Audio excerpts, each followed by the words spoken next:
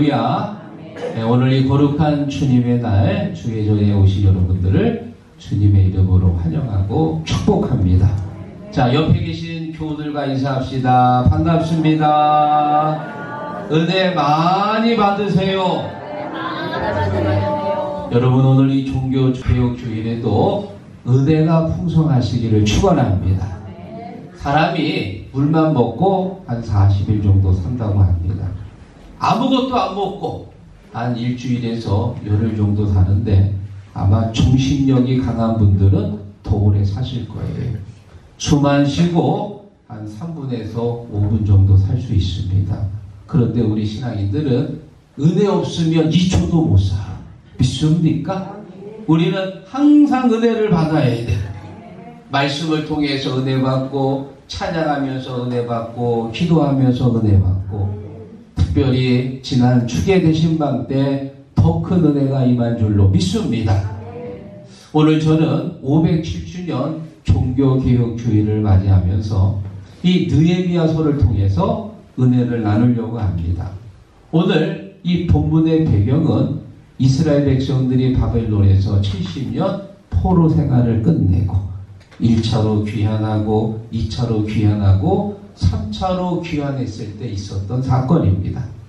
1차 때는 수룹바벨이 총독이 돼가지고 한 5만여 명이 와서 성전을 재건합니다. 말이 재건이지 예전만 못하지요. 또 그것도 중간에 또 멈춰가지고 천신만고 끝에 무너진 성전을 다시 세웠습니다. 또 시간이 지나고 나서 2차 때는 에스라 학사가 총책임자가 돼가지고 대략 한 2천여 명이 와서 민족 정화운동을 합니다. 그리고 또 몇 년 지나서 이번에 3차로 느헤미야가 총독이 돼가지고 사람들을 데리고 와서 정확한 숫자는 성경에 없습니다. 무너진 성벽을 재건합니다. 52일 만에 반대 세력이 있지만 하나님의 은혜 가운데 성벽을 재건하고 그리고 나서 사람들을 다 수문 앞으로 모이게 합니다. 에스라 학사가 모세율법을 읽을 때 얼마나 감동이 되는지 어린 아이에서부터 나이 드신 어르신까지 전부 다 울면서 하나님 앞에 감사를 드렸어요. 여러분, 이렇게 성전을 다시 세워서 경건한 예배를 드린 게 거의 한 150년 만에 일어난 일입니다. 성전이 무너지고 바벨론 포로로 끌려가고 1차, 2차, 3차에 걸쳐서 귀환하면서 거의 한 150년이나 세월이 흘렀는데 얼마나 감사한지 하나님 앞에 감격의 눈물을 흘린 거예요. 그리고 나서 그들이 회개했습니다. 우리의 조상들이 하나님을 버리고 우상을 섬겨서 이 나라가 망했구나. 하나님, 우리는 결단코 이제 그런 전철을 밟지 않겠습니다. 그들이 하나님 앞에 회개하면서 오늘 결단한 내용이 바로 성경의 본문입니다. 오늘 저는 본문의 말씀을 가지고 신앙개혁을 위한 결단이란 제목을 정했는데요. 여러분, 오늘 그들이 하나님 앞에 결단한 것처럼 우리도 종교개혁주의를 맞이해서 하나님 앞에 결단하는 그런 시간 되기를 주의 이름으로 축원합니다. 신앙개혁을 위한 결단 첫 번째, 우리는 이방인들과 결혼하지 않겠다. 30절 읽어봅니다. 우리의 딸들은 이 땅 백성에게 주지 아니하고 데려오지 아니하며. 아멘. 여러분, 이스라엘 백성들이 광야 생활할 때 하나님께서 늘 그들에게 명령한 게 있습니다. 너희들이 가나안 땅에 들어가면 절대로 이방 여인들과 결혼하지 말라. 문자적으로 보면 마치 이방 여자들을 하나님께서 차별하는 것처럼 보이지요. 그러나 우리 하나님은 누구도 차별하지 않습니다. 모두를 다 사랑하십니다. 하나님의 피조물이기 때문이지요. 기독교인들 뿐만이 아니고 불교 다니는 사람들도 하나님의 자녀고 이슬람 교도들도 하나님의 자녀입니다. 심지어 저 교도소에서 사형수들도 다 하나님께서 사랑하시는 하나님의 자녀입니다. 하나님의 사랑 안에 누구도 차별을 두지 않습니다. 그런데 왜 하나님은 가나안 땅에 들어가면 가나안 여인들과 결혼하지 말라고 그랬을까? 그들과 결혼하게 되면 그들이 섬기는 우상을 결국은 같이 섬기게 돼요. 하나님에 대한 신앙과 우상을 섬기는 신앙이 같이 짬뽕이 되면은 하나님에 대한 신앙이 변질이 됩니다. 그래서 하나님은 누누이 가나안 땅에 들어가면 그들과 절대 결혼하지 말라. 그렇게 명령하셨습니다. 그 대표적인 사건이 바로 이 솔로몬이지요. 가장 지혜로운 사람이었지만 나중에는 가장 어리석은 사람이 됐습니다. 여러분이 솔로몬이요, 그렇게 또 여색을 밝혀가지고 후궁만 700명이고 첩은 300명이나 되는 거예요. 그러니까 합치면 1000명이요, 1000명. 주위가 다 여자들이요. 이 여자들이 시집을 올 때 뭘 가지고 왔어요? 자기들이 섬기던 우상을 가지고 왔습니다. 그 우상을 성전에서 섬기는 거예요. 성전은 하나님을 위해서 만든 것입니다. 하나님께 제사하려고 만든 성전이 우상들의 놀이터로 변했어요. 성전에 하나님은 떠났습니다. 그리고 우상이 판을 치고 있습니다. 주객이 전도가 돼버린 거예요. 결국 하나님께서 이 성전을 이방인들에게 던져버렸습니다.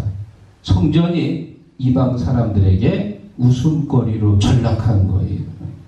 지금 수문 앞에 모인 그 사람들이 이방인들과 결혼하지 않겠다는 얘기는 이방인들과 상종하지 않겠다는 얘기가 아니고 우리의 가정을 세울 때 하나님의 말씀 위에 세우겠습니다. 그런 결단인 줄로 믿습니다. 여러분, 신앙의 개혁은요, 가정에서부터 시작하는 거예요. 특히 우리 청년들이 배우자를 만나서 결혼할 때 우리가 믿음의 배우자를 꼭 만나기를 바랍니다. 어떤 교회 목사님이 그 교회 나이든 여자 청년이 있어가지고 물었대요.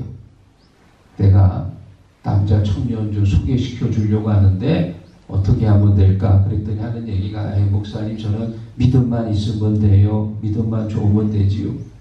그래서 다른 교회 어떤 청년을 하나 이제 알아서 여자 청년한테 내가 누가 한 명 알아뒀는데 한번 만나볼래 그랬더니 하는 얘기가 직업은 어떻게 돼요? 공무원이래. 학교는 어디까지 나왔대? 잘 모르겠는데요. 부모님은 어디 계시고요? 꼬치꼬치 물어보더래. 처음에는 믿음만 있으면 된다고 그러더니 다 듣고 하는 얘기가 목사님 그 사람은 제 취향이 아닌가 봐요. 그리고는 거절했습니다. 한 몇 달 지나고 나가지고 이 여자 청년이 남자를 사귄다는 얘기를 들었어요. 그래서 목사님이 사귀는 남자가 있다고? 예, 목사님 직업은 전문직이고요. 집도 장만했대요. 부모님은 당진에서 큰 대농을 하시고 당진 쉼터에다가 건물도 하나 있대요. 막 신이 나가지고 싱글벙글 막 얘기를 하는 거예요. 그래서 목사님이 그러면 믿음은 있고 믿음은 없는데요? 괜찮아요 목사님? 제가 전도하면 돼요. 여러분 믿지 않는 남편 전도하는 거 쉽습니까? 어렵지요.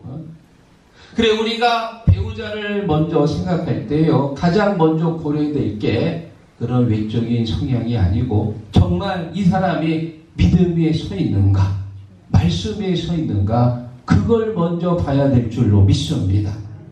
여러분의 자녀들이 배우자를 고를 때 믿음부터 보시기를 바랍니다. 여러분의 손자 손녀들이 믿음의 배우자를 만날 수 있도록 여러분 기도하셔야 됩니다.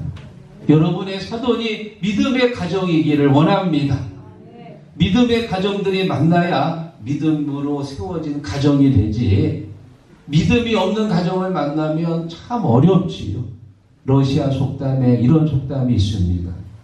바다에 나갈 때는 한 번 기도하고 전쟁터에 나갈 때는 2번 기도하고 결혼할 때는 3번 기도해라. 그만큼 신중하게 기도하라 그 얘기예요. 한 번 만나게 되면 다시 헤어지는 것은 그 가정에 큰 아픔이 되고 자녀들에게도 큰 상처가 되지요.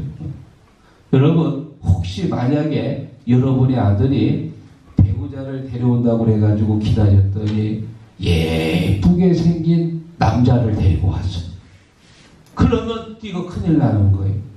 여러분의 딸이 배우자를 데리고 온다고 그랬더니 씩씩하게 생긴 여자를 데리고 왔어. 동성을 데리고 온 거예요. 동성을. 지금 세계적으로 이 동성결혼을 합법한 나라가 35개가 됩니다. 해마다 점점 늘어나는 추세인데요. 우리나라도 최근에 법원에서 동성 커플의 국민건강보험 피부양자 자격을 인정하는 판결을 내렸습니다. 동성 커플이 이제는 인정해 준다는 거예요. 어쩌면 우리나라도 언젠가는 동성결혼을 합법화하는 나라가 될지도 모릅니다. 이런 악한 세상에서 우리의 가정을 지켜야 됩니다. 하나님께서 이방 여인들과 결혼하지 말라는 얘기는 하나님의 말씀 위에 가정을 세우라는 거예요. 여러분의 가정이 믿음 안에서 든든히 세워지는 놀라운 하나님의 가정이 되기를 주의 이름으로 축원합니다. 자, 그리고 두 번째, 신앙개혁을 위한 두 번째 결단, 안식일에 매매하지 않겠다. 31절 읽어봅니다. 혹시 이 땅 백성이 안식일에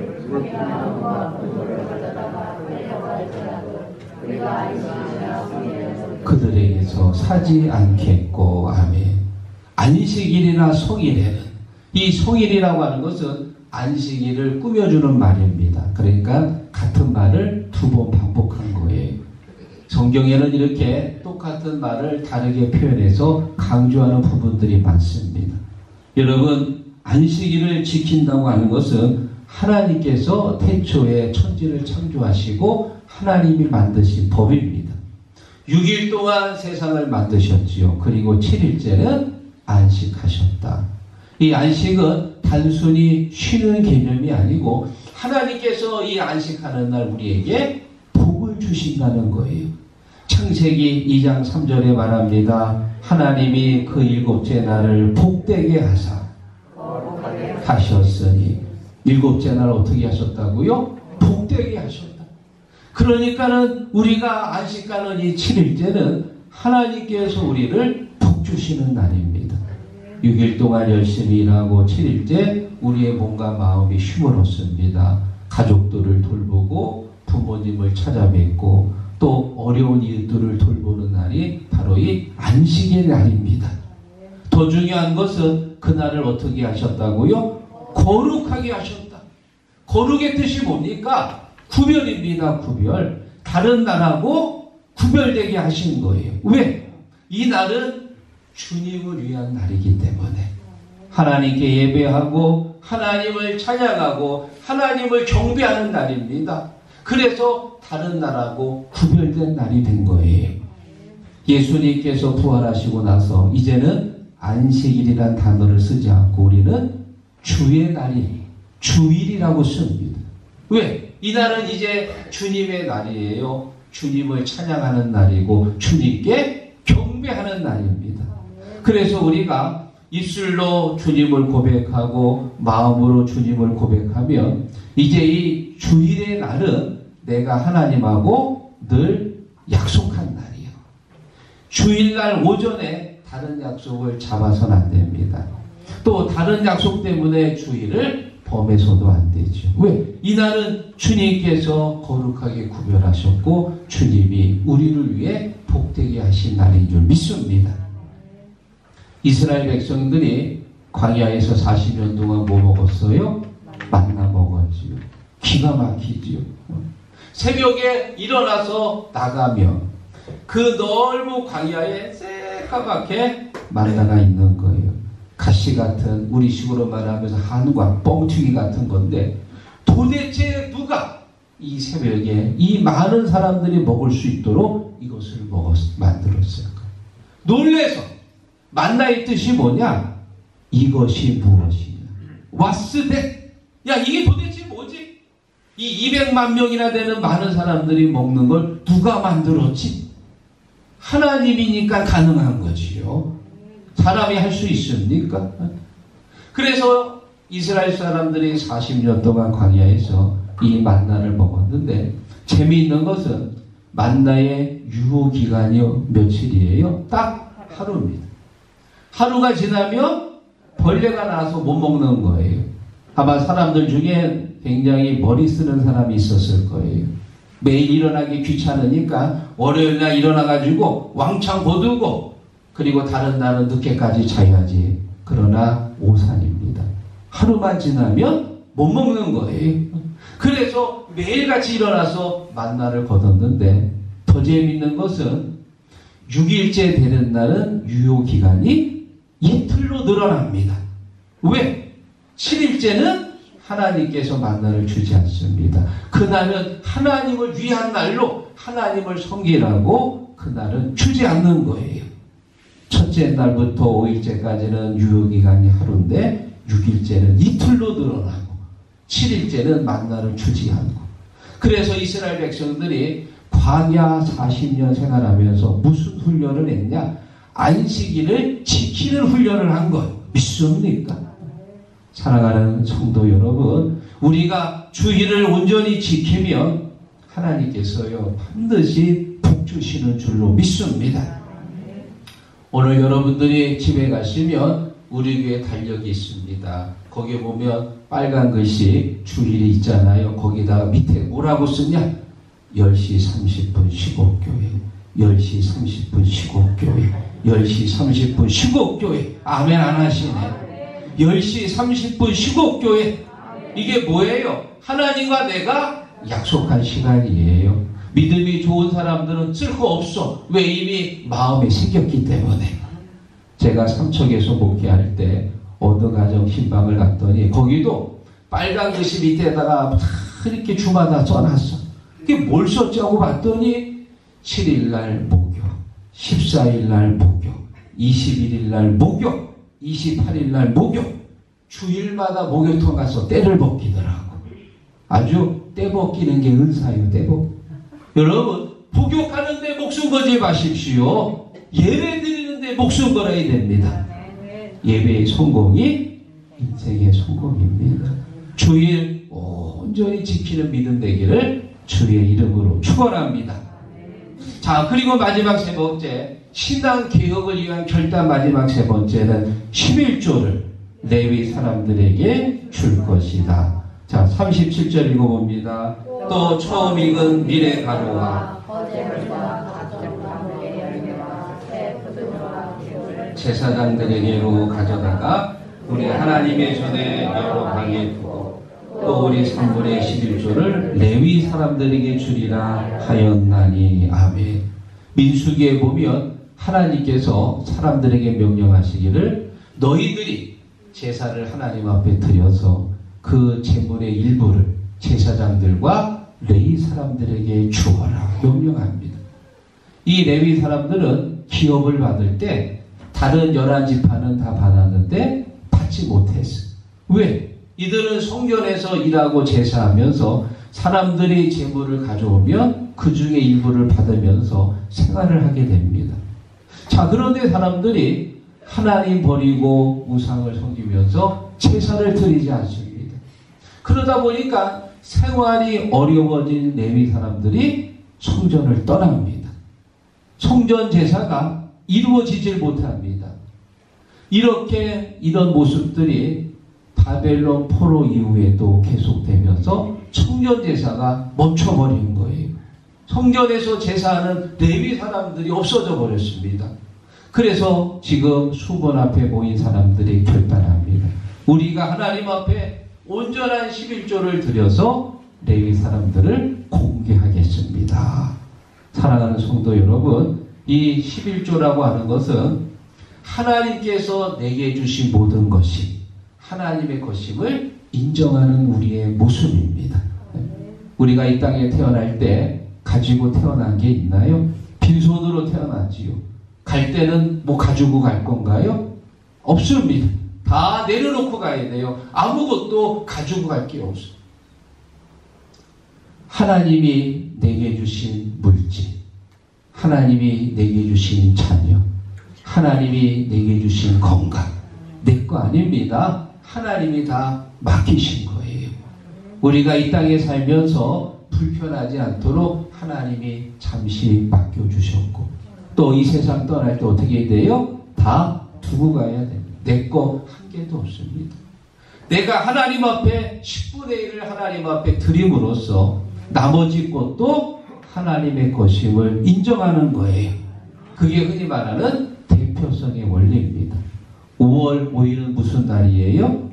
어린이날이죠. 그래서 우리 아이들하고 놀이공원도 가고 또 장난감도 사주고 먹을 것도 맛있게 사주고, 그러면 5월 5일 빼고 나머지 날은 라면을 먹던 굶던 관심도 없고 그냥 내버려 두는 건가요? 아닙니다. 하루를 지킴으로써 나머지 날도 아이들을 사랑하고 아끼는 그런 마음으로 살자는 대표성의 원리입니다.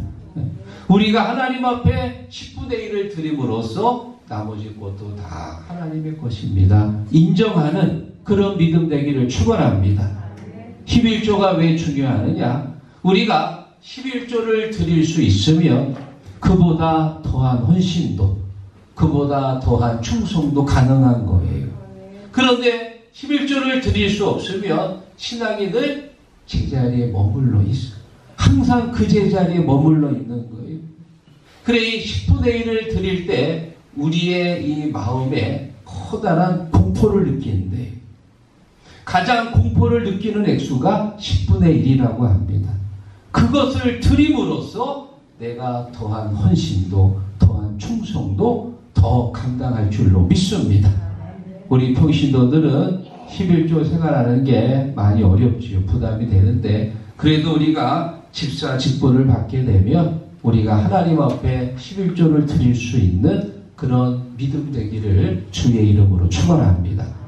제가 이 11조에 대한 더 많은 좀 이제 소리를 좀 듣고 싶어서 유튜브에다가 한번 11조하고 검색을 해봤더니 거기에 뭐라고 나오냐?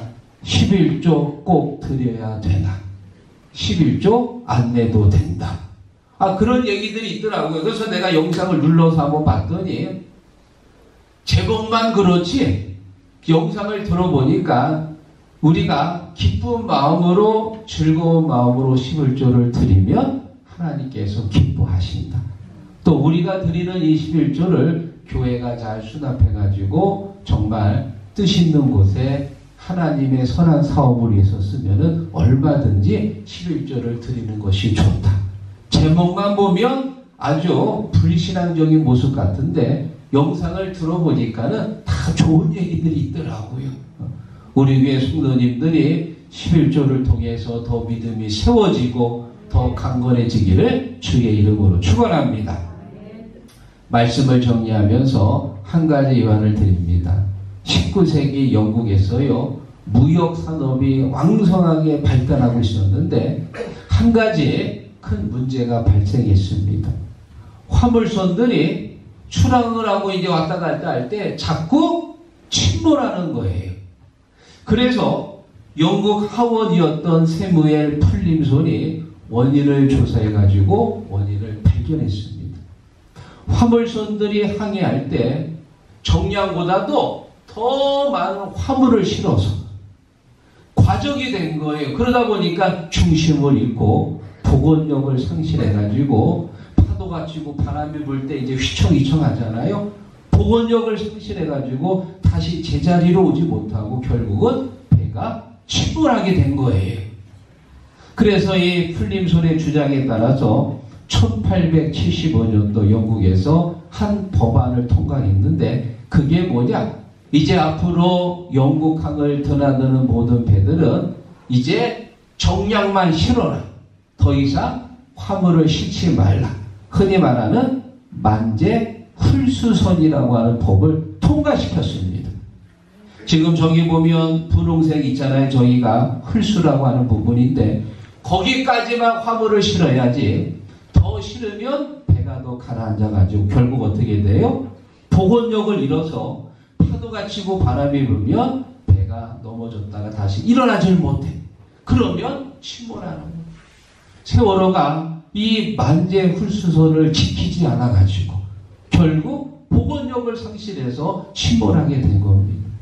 여러분, 우리 신앙에도요, 우리가 지켜야 될 선이 있습니다. 화물선만 지키는 것이 아니고 우리 신앙인도 지켜야 될 선이 있어요.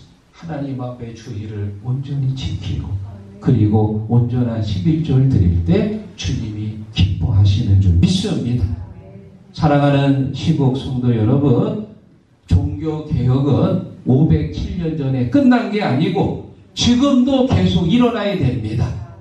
집사 직분인데도 주의를 드렸다가 빠졌다가 들쑥날쑥하면 안 돼요. 바뀌어야 됩니다. 권사인데도 새벽을 깨우지 못하고 잠을 자고 있다면 깨어서 기도해야 됩니다. 주일날 하나님 앞에 예배를 드리면서도 여전히 내 교만이 살아있고 고집이 살아있다면 바뀌어야 됩니다. 하나님 앞에 신앙답지 못한 모습들, 죄악된 모습들 다 벗겨내고 하나님 말씀으로, 믿음으로, 은혜로 살아가시기를 주의 이름으로 축원합니다.